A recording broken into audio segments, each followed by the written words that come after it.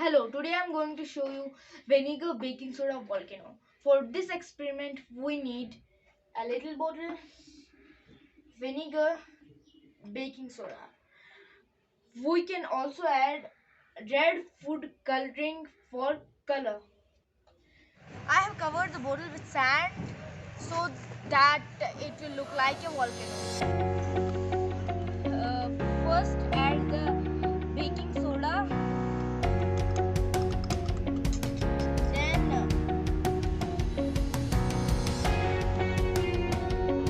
food coloring, red food coloring,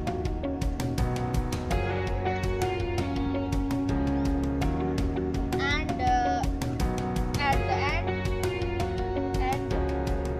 add vinegar.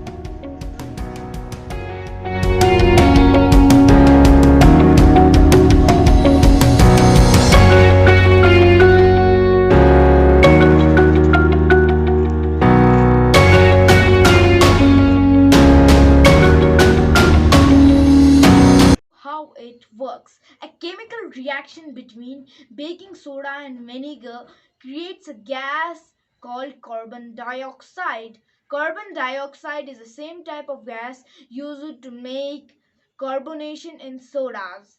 Thank you.